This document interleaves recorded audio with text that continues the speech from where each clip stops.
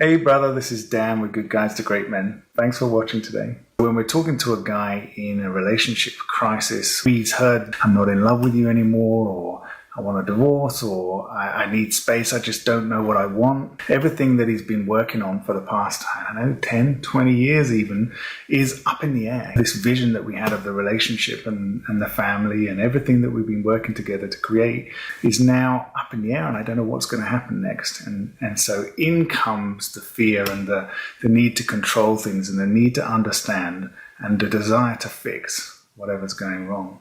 And it can keep us spiraling, can keep us stuck in negative thoughts, which is keeping us in a negative emotional state. And so we're always trying to try and grasp onto what we had or what we think we had and what we want to change. And the more we try, the worse things seem to get. We'll be coaching guys and saying, actually right now what you need to do is nothing or is do a lot less. Right now, the most important thing you can do is to stop trying. And that sounds ridiculous when we're talking about my relationship, my marriage. This is the thing, the biggest commitment that I've ever made to anything in my life. And it's struggling and it feels like it might be on its way out. And I need to be able to fix it. Guys would rather that we give them a 50-page blueprint document to follow, extremely complicated steps, rather than saying, right now, you need to do nothing or stop, take a step back.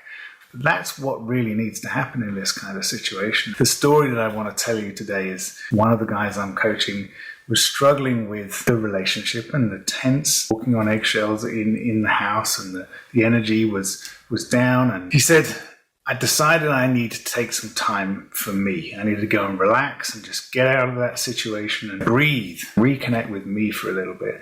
And so he said, I've decided to go to this park that I've been meaning to go to for years. It's a beautiful park. I've not been there, but it's not that far away. And right at the last minute, when he was about to go out, he decided to ask one of his daughters to come along with him. And so they both went to this park that he hadn't been to for ages, and they ended up having a really good time, really enjoying spending some time together and hanging out, seeing something beautiful, relaxing and taking time. And she ended up saying to him, this is the best day ever.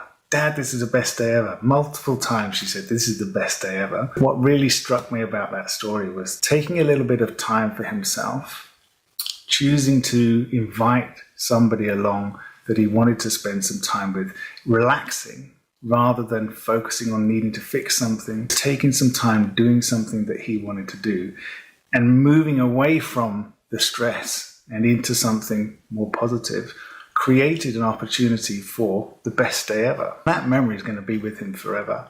Not only that, but they're making plans to go back again. This is now going to be something that may end up being a regular thing. Maybe they go and see some different parks, something that blossoms into a memory or multiple memories. The story really just reminded me that you're one thought away from completely flipping around whatever's going on for you. And you're in charge of that. You're totally in charge of that. You can make those decisions. You can take an action, and at any point that can move things forward for you. Now, most of the time we're focusing on changing what's going on with our partner and where they are, but that's outside your control. What you need to focus on is, how can I relax? How can I bring the best version of me into this environment? Going and taking some time, doing something fun, connecting with the kids, connecting with your environment.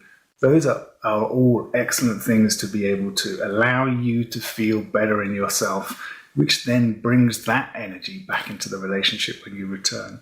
And that can make an amazing amount of difference. It allows everybody else around you to relax. And when everybody else around you is relaxed because you're relaxed, then people can start to move towards you, whether that means they just offer a cup of coffee, or maybe that means that they open up and talk about something that's going on for them in that day. Whatever it is, it means that there's much more likely chances of having some kind of connection. And once you have an opportunity for connection, then you can build on that. That's what I wanted to tell you today. I hope you enjoyed it.